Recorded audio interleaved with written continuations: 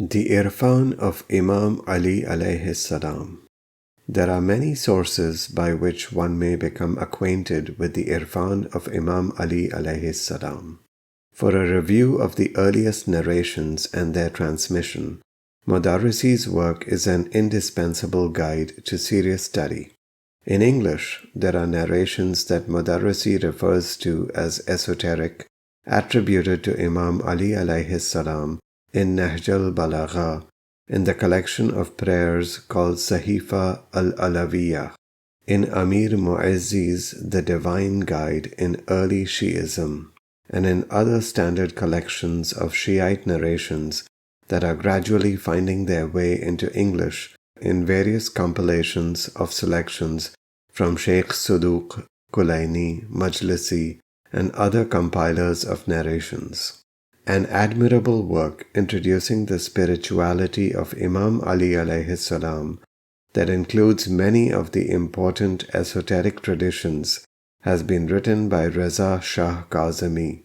I have relied in what follows on my own unpublished translation of Faid Kashani's Kalimat-e-Maknunah.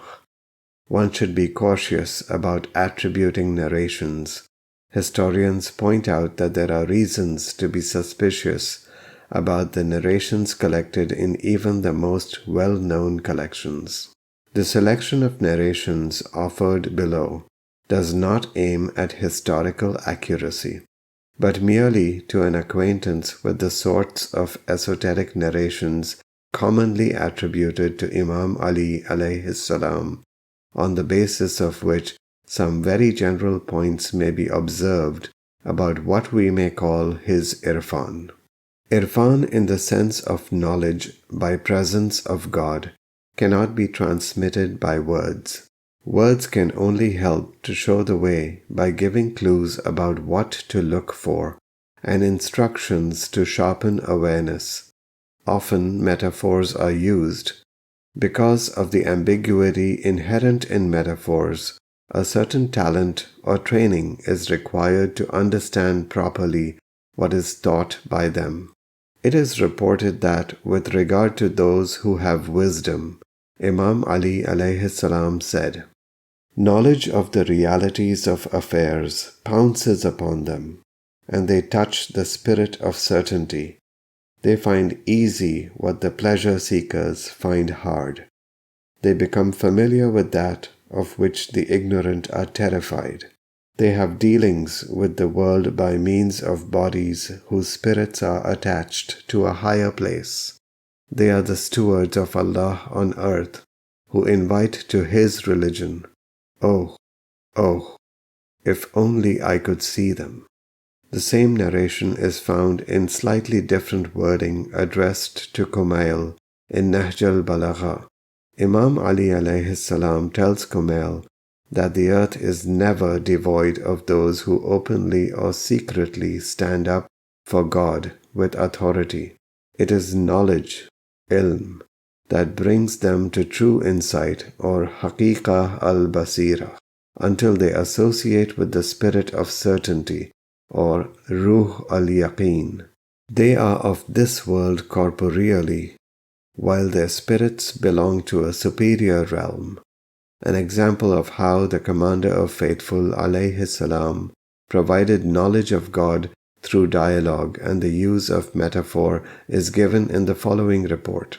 That he was asked about the face of the Lord, the Exalted. Then he called for fire and wood, and when it was burning, he said, "Where is the face of the fire?"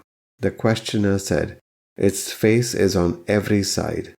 Ali alayhi salam said, "Thusly is this fire arranged and crafted, yet its face is not known, and its creator is not even like this. And to Allah is the east and the west. Therefore, wherever you turn, there you find the face of Allah." The Holy Quran, Chapter 2, verse 115. Nothing is hidden from our Lord. One of the most beautiful of the narrations that displays the Irfan of Imam Ali alayhi salam is the following conversation alleged to have taken place between him and his devoted disciple Kumail. It is reported that Kumail asked Imam Ali about the truth or haqiqah. Imam Ali alayhi salam, what is it to you, the truth? Kumail, am I not one of your confidants? Imam Ali alayhi salam, yes, perhaps that which overflows from me may trickle upon you. Kumail, would someone like you disappoint one who came to you with a question? Imam Ali alayhi salam, the truth is the disclosure of the glories of majesty without the means of illusion. Kumail, explain more to me about this. Imam Ali alayhi salam, the elimination of the imaginary with the sober consciousness of the known. Kumail, explain more to me about this. Imam Ali alayhi salam, rending the veil for the conquest of the mystery. Kumail, explain more to me. Imam Ali alayhi salam, the attractiveness of oneness due to the attribute of Tawheed or divine unity. Kumail, explain more to me. Imam Ali alayhi salam, a light which is luminous from the dawn of eternity and shines on the temples of Tawheed, which are its effects. Kumail, explain more to me. Imam Ali alayhi salam, put out the lamp, for morning has broken. There are a number of points to ponder in this narration, and there have been a number of commentaries written on it.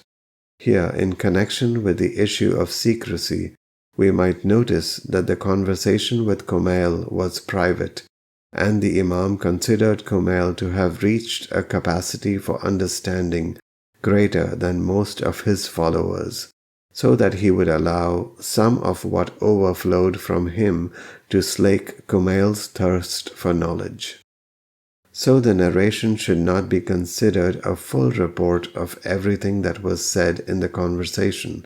Rather, it is a schematic outline of the guidance of a disciple in the form of a dialogue.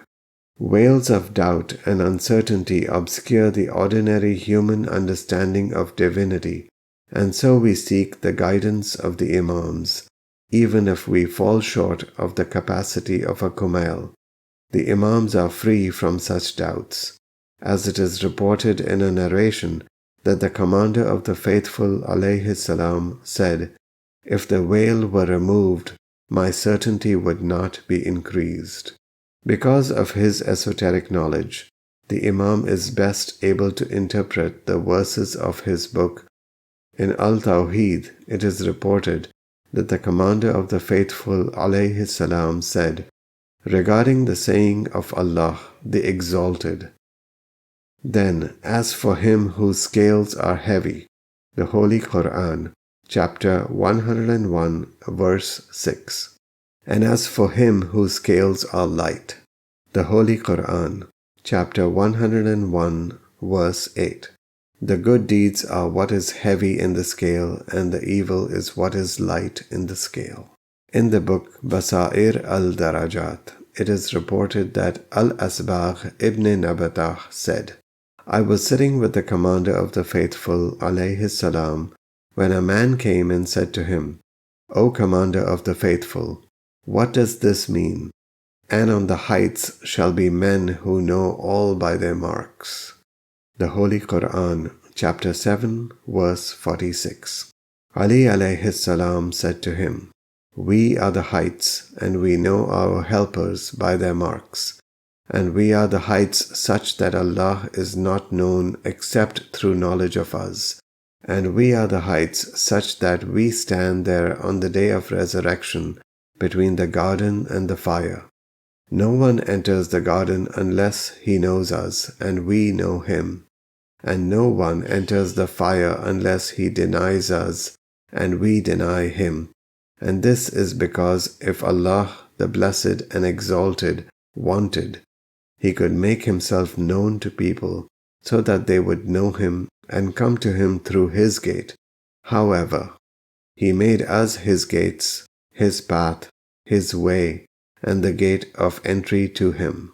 As for the practical way by which Irfan is achieved, Faid Kashani records the following.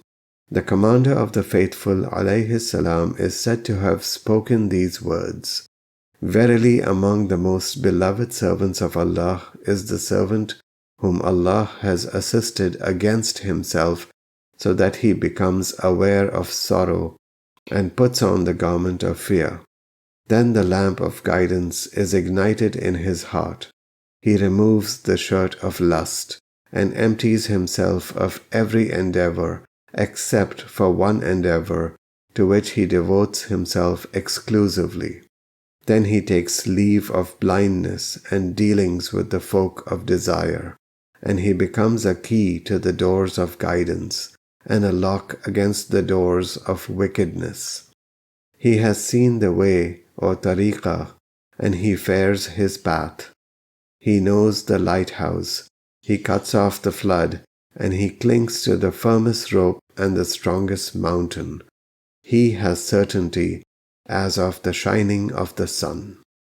In another report, the commander of the faithful alayhi salam said, He enlivens his heart and kills his self until its magnificence becomes fine and its coarseness becomes subtle.